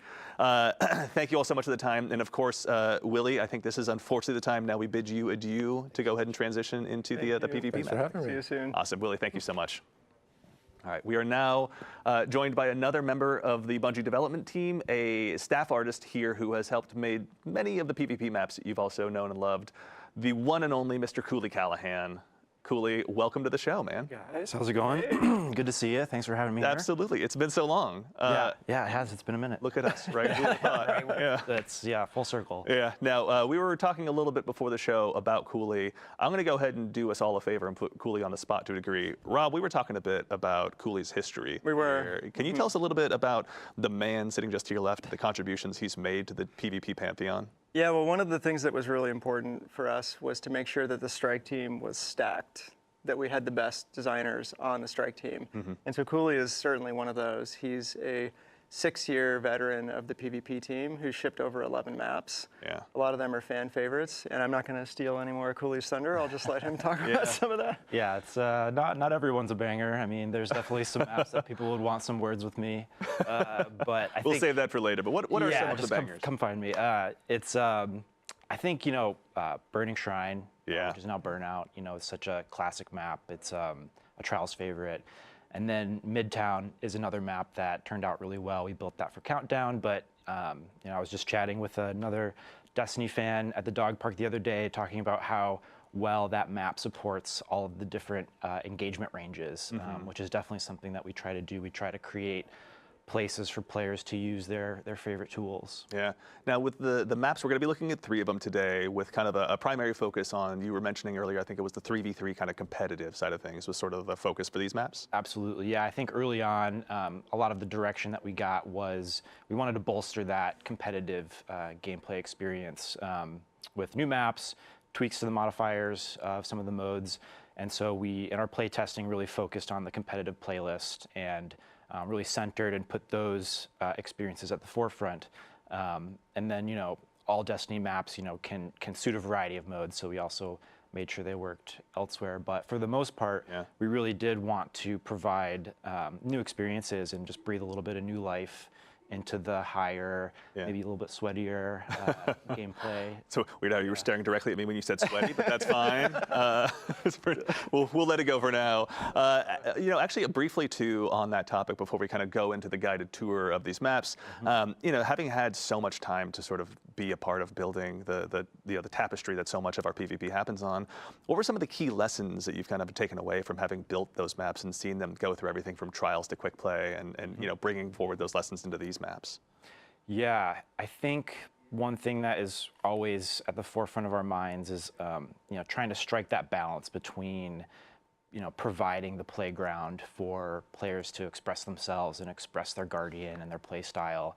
So a lot of verticality, a lot of movement, and then balancing that with making sure players understand where they're getting shot from, and creating a satisfying PvP engagement that doesn't leave players, cursing the map or, feeling like they don't understand why they died. So we want to make sure that players have, we want to provide a choice for players that's, always available to them to riff and to work with their team to, use the map to their advantage. So it's a balancing like a complex gameplay space that allows a lot of movement and freedom without, opening it up so much that you're not understanding, like, geez, I can get shot from so many different places. Certainly.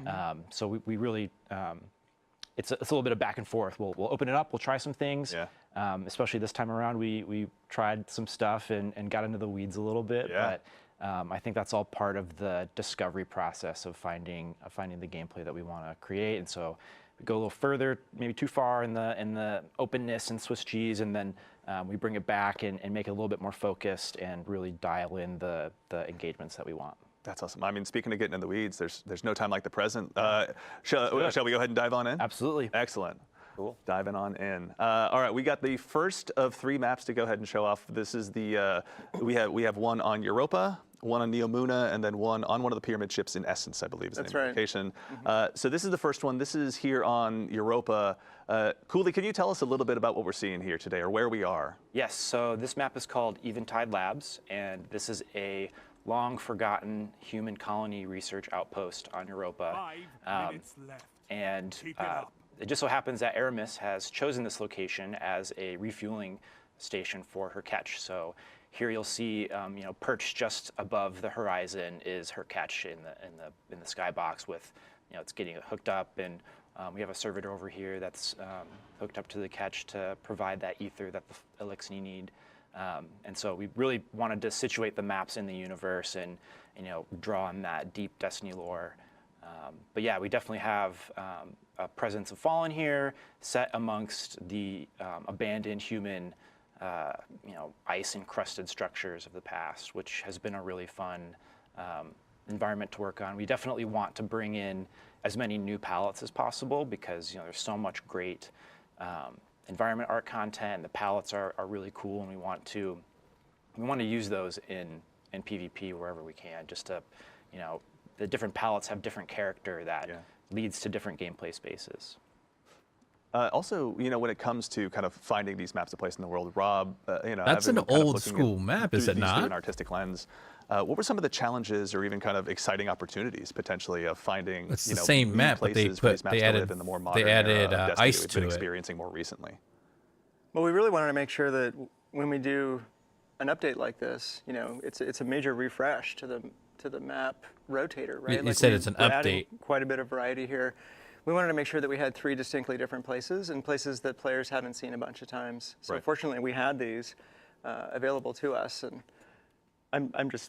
I'm looking at it again now. I mean, I'm not getting sick of looking at this. The team does such a good job. It's gorgeous. This is, I mean, one of the cool things is just how purposeful everything feels in the world. You know, like the art team always pushes it so far where it really feels like you're walking into a truly recently defunct, you know, human colony or whatever the case may be. Yeah, and the frozen world of Europa, I mean, they all have their advantages for PvP, but the frozen ice walls of Europa are just perfect for multiplayer, and I'm sure Cooley's going to talk about this a bunch. Yeah, actually, also too, Cooley, if you wouldn't mind, you know, as people who have heard me talk too much about Destiny PvP would know, Dead Man's Tale and I get along a lot.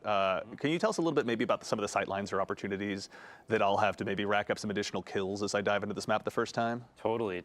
If long range is your thing, this spot out here is definitely the place for you.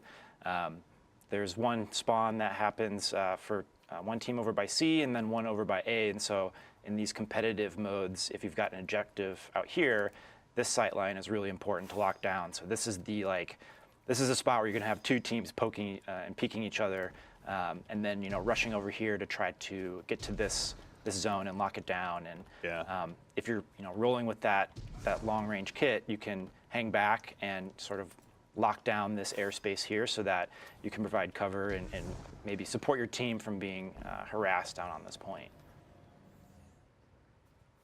And then fantastic. We also have sort of this the sightline in the middle, which will be pretty fun. It's definitely going to be a race to for each player or each team to kind of get to this spot and lock down this sort of portal here to ensure that you can push into this space and kind of control the middle. But as you can see, there's lots of ways for players to come in and flank. So if you're holding the space, you'll really not want to be here for too long unless you've got the support to do it. Yeah. Make sure you throw those grenades right off of the rip, basically, when you're coming out of spawn to try and conquer that territory as best you can. Yeah, one of the things I love about these ice caves is, it provides a lot of opportunity for grenades, like trip mines, and to bounce things off of the back of the walls, and the shapes here are just really fun to play with. All right, so this is one of 3 maps. Let's go ahead and prepare to go ahead and move on to the next one here really quickly. We've got, coming up next, Neomuna as well. So finding a place, on Neomuna, obviously, that makes sense for PvP probably seems pretty natural, honestly, given just like how rich and vibrant and exciting of a place it is. What was it like, even starting from an artistic standpoint on this map, Rob? This was a really exciting map for the team. It's a shopping/entertainment center for the exos on Neomuna. And, so there's a lot of really fun decoration, and the spaces have a lot of character to them. There's a lot of recognizable things, human scale things that, look relatable. And we don't always get that in all of our palettes. And so this is also an opportunity for us to have a really clean architectural map that has a lot of crisp edges and very flat floors. So all of definitely the more competitive players and the sort of the more PvP diehards, they really take to this map, and it's an instant hit. People are just right away pleased with how readable the map is.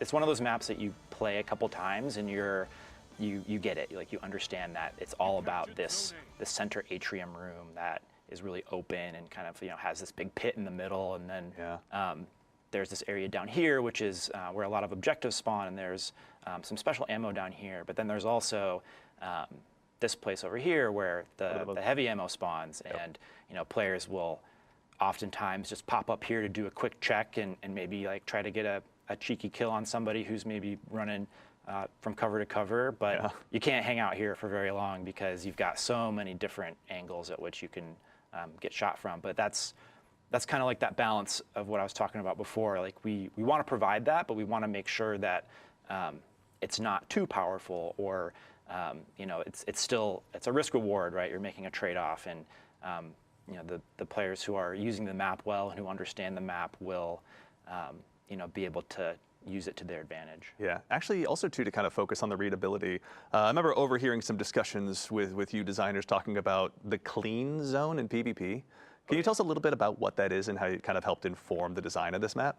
Yeah, definitely. I think the clean zone is something that a lot of developers really use to sort of create this space for the player to pop, right? To like really stand out from the environment. And so for us, it's about where the player's head height is. And this map is, just one of the examples of how it can really provide for a good PvP experience to have this sort of mark on the wall where you can kind of expect players to reside in. Yeah. Till they jump around and strands suspend you in the air, and you're just left there cursing the heavens for a little while. Yeah. Maybe I'm speaking on my own behalf. This is looking fantastic. Yeah, this is, I will say, one of the maps that, having done a little bit of play testing myself, I still have to give you credit for perhaps one of the most diabolical heavy weapon spawns, or heavy ammo spawns, rather, I should see, in any PvP map. Like the sheer amount of risk reward that goes into just making your way safely, or so you think, out to that particular territory. Right. As you guys were even building that balance in of these consumables on the map, Cooley, what was it like sort of having that process evolve or grow? Yeah.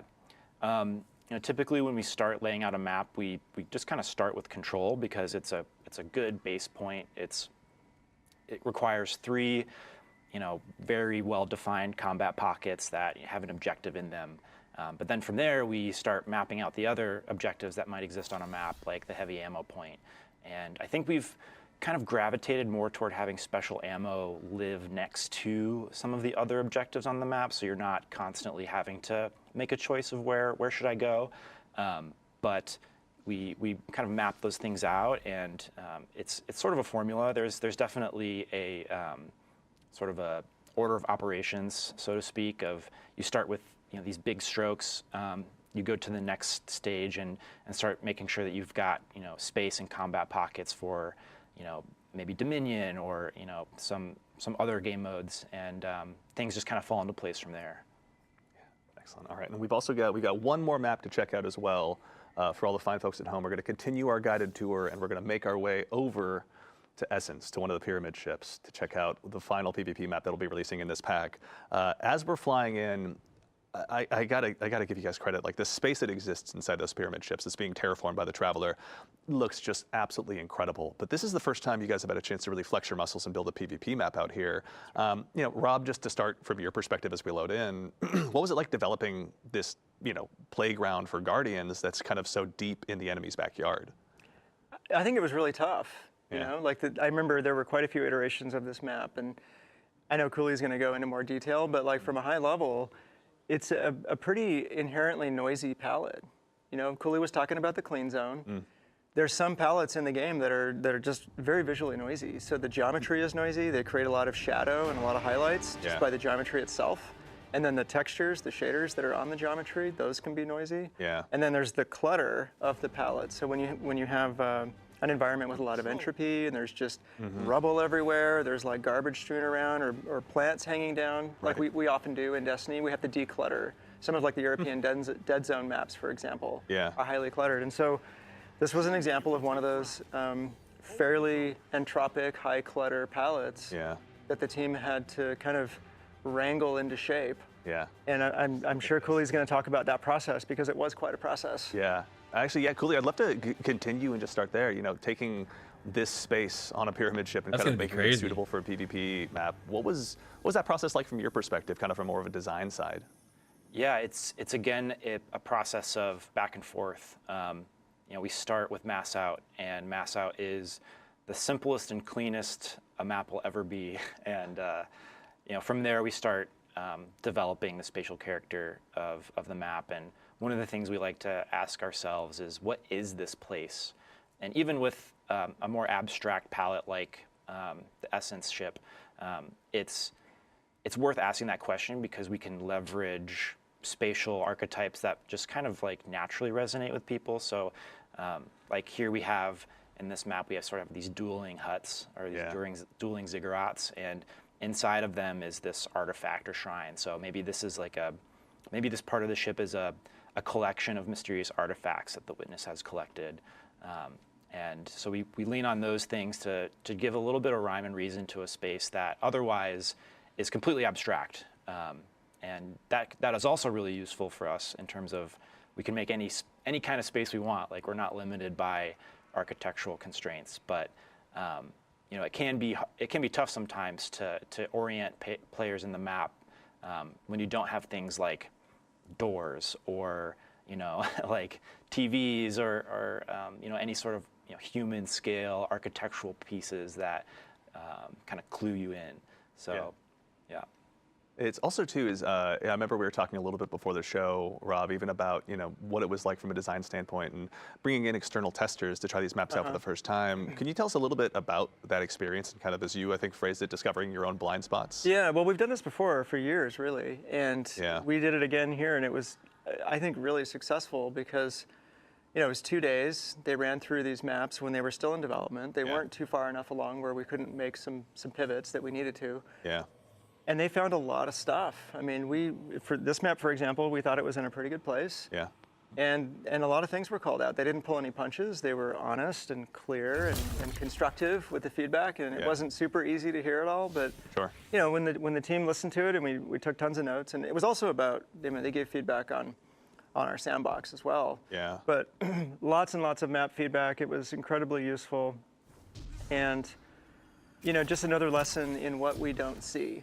Yeah. You know, and it's so valuable to do that. And these, I can't say who they were, but they're very well-known community players. Maybe some folks in chat, who knows? But yeah. But you know, we really were careful about who we brought in because we wanted people that would be very pragmatic. You know, they weren't interested in their own, you know, YouTube monetization strategy or how they particularly make content. They wanted the game to be in a great place. They wanted PvP to be in a great place for the community and for Destiny. Absolutely. Right? And they were carefully selected that way, and great communicators who could articulate the feedback. They could really speak to what they were experiencing and what we could do to fix what they were experiencing. Yeah.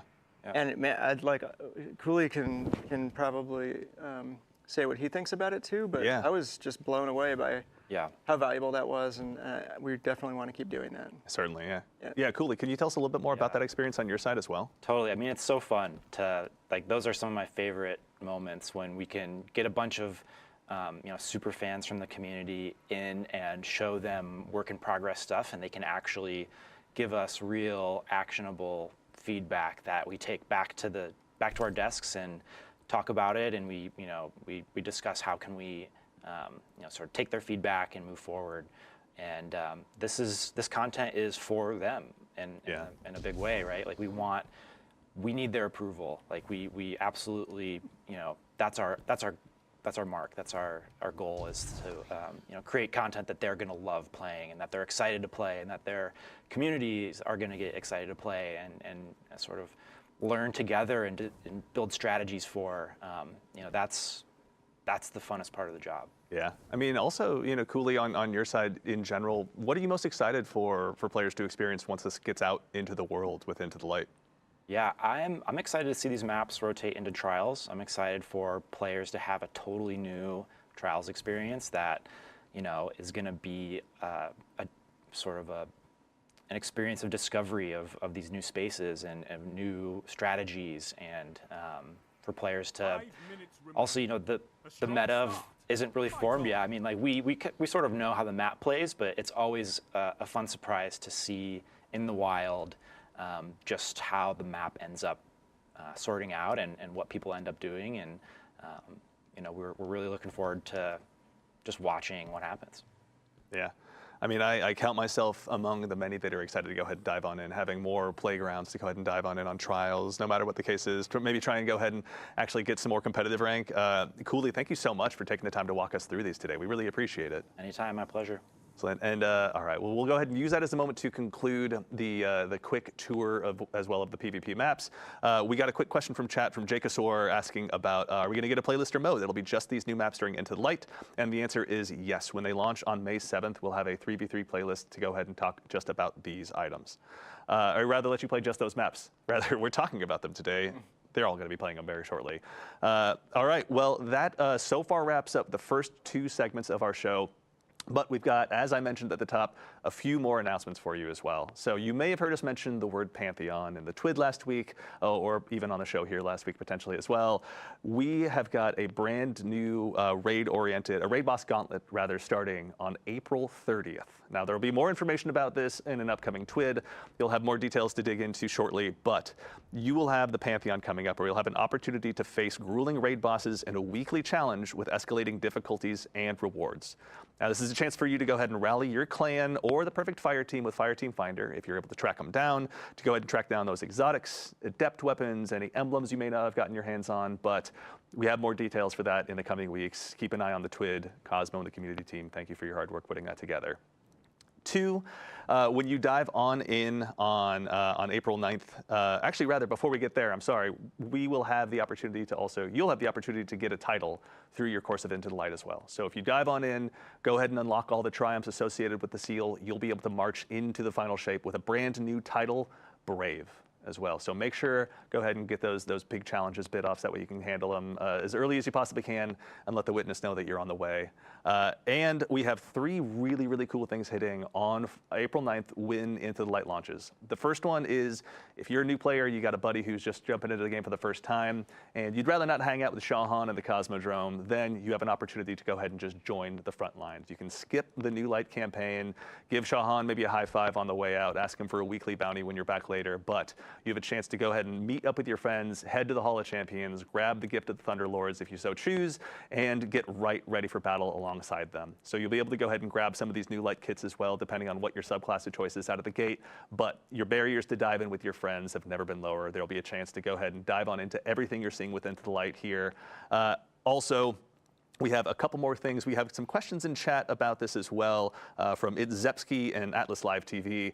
But on 4.9, you'll have the opportunity to also change the way your character looks. So you'll be able to go ahead and change your hair if you didn't like your haircut, if you want to go ahead and change your face paint, if you want to go ahead and risk it to be one of those guardians who goes helmetless in the tower. I'm not sure if I'm brave enough, but I know many of you are. Your chance will be arriving very soon with Into the Light. And there will also be an opportunity to change your name. So Guardian 4681 out there, with the launch of Into the Light, we're also going to give you 1 more name change token. If you already have yours sitting around, I believe you have 2, but our friends in DPS will be able to answer that question for you. But you'll have that chance as well once Into the Light launches.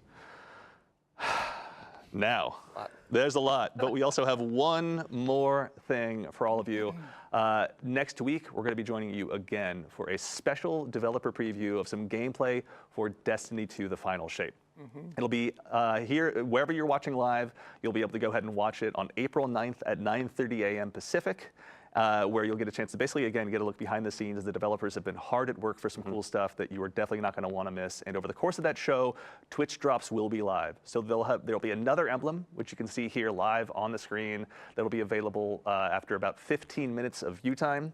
If you haven't gone ahead and also unlocked the emblems that you got as a result of this show, or that we're having available during the Into the Light streams, then you have a chance to go ahead and spend some more time unlocking those as well. But that does it. For starters, to all of you Guardians out there in chat, thank you so much for taking the time to join us. We're thrilled about what we've been able to show off and thrilled about what the team's been working on for Into the Light. So thank you for taking the time to join us. Chat, we see you out there having a good time, so thank you very much for taking the time to be with us today. Also, it goes without saying, but we'll go ahead and do so anyway, to the incredible team here at Bungie, building Into the Light, making all of this, the teams that you guys have been kind enough to represent. Thank you all so much for all of your hard work. We're nothing without the entire teams that we have here. Teams are obviously greater than heroes, and we're firm believers in that, and you're all great examples of that whole scenario. To our play testers as well that have helped us bring this show to life, to Ashley, Peyton, and Michael here behind the scenes, thank you so much for showing off some of the cool new content, and of course all of our guests, to Tom, to Rob, to Cooley, to Willie, to Noah, to Kelsey. I'm not forgetting anyone, am I? Chris. To Chris, thank you. To the one and only Mr. Chris Proctor as well. Thank you all for joining us. And now that is about it. So we're going to keep the stream here live until about 11:30, I believe, so you can go ahead and get a little bit more time racking up the last bits of those emblems.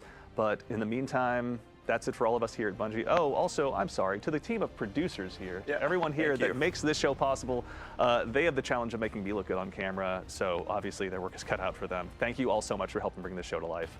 And now, finally, we're going to go ahead and sign off. And reminder, Into the Light launches next week. But in the meantime, take care of yourselves, take care of each other, and we'll see you all Starside. Yo, what do you guys think? Woo! You're here. Perfect time.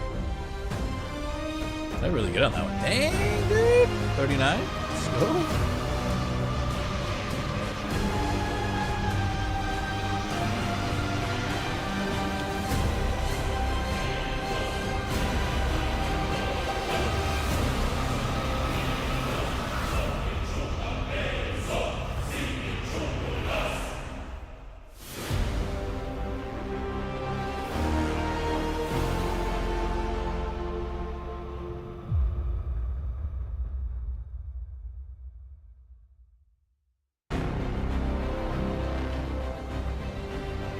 Well,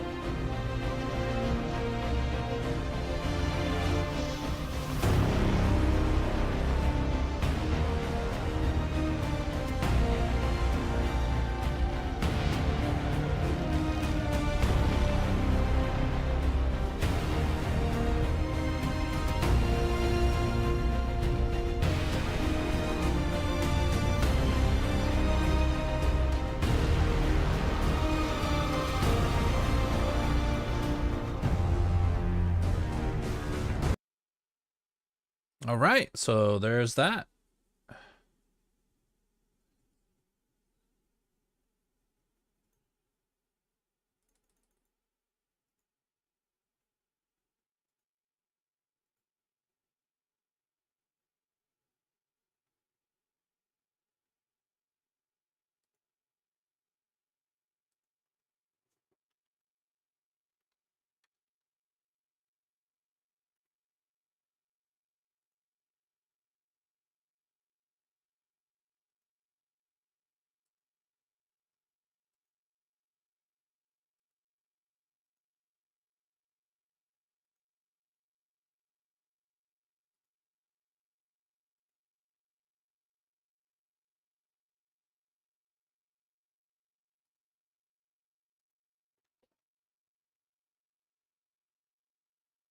So what do you guys think? What is everybody thinking right now?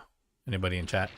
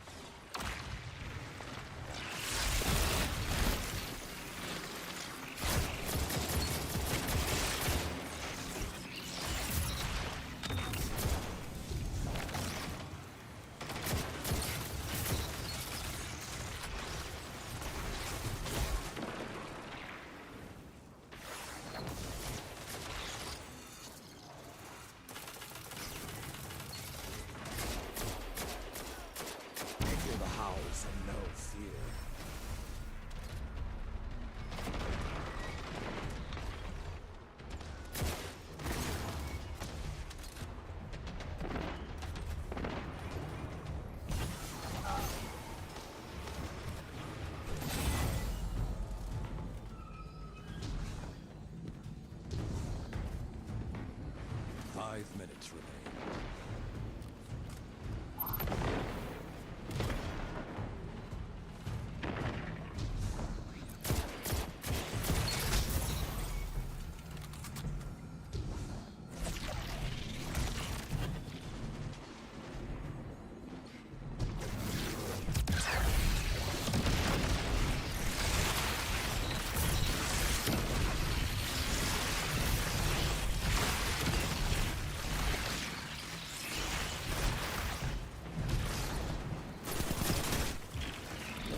Have gone cold.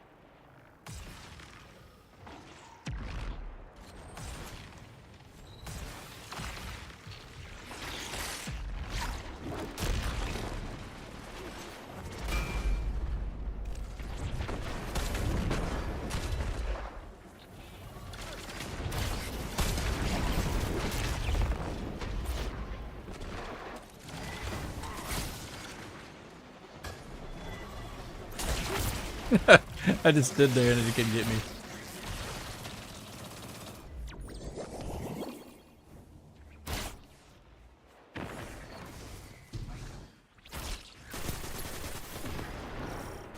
The fires are lit. Find your prey and end them. Definitely want to do this though, because they were definitely 1 minute remains.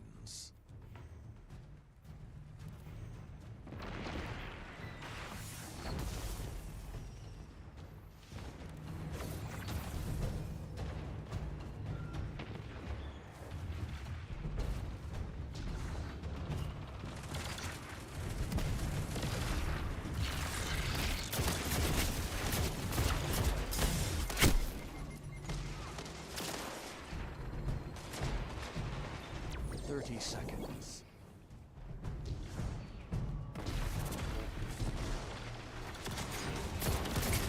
Cut their momentum. Keep pushing.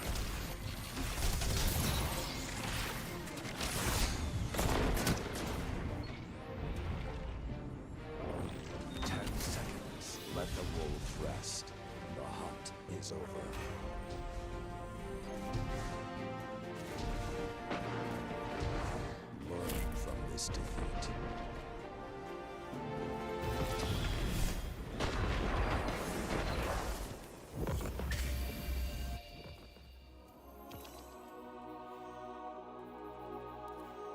They're all on a team griefing me, dude.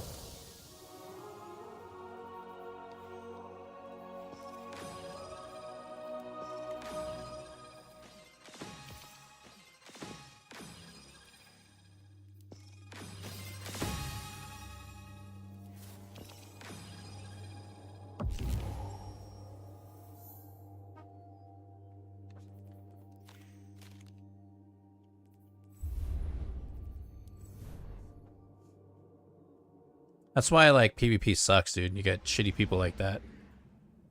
They were blocking me because I beat their ass on the last one, and then that's why I don't like when they flop teams, because people that are toxic, they're gonna sabotage you on the next one, or they, you know what I mean, they do everything they can to screw with you. There was a whole time in that map where I was getting blocked by them,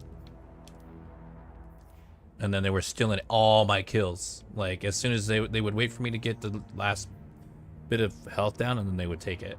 Like that's so toxic, dude. And it doesn't matter whether or not like that is, but when it's deliberately happening, it's just, and there's 3 people, you know, doing it, it's terrible, dude.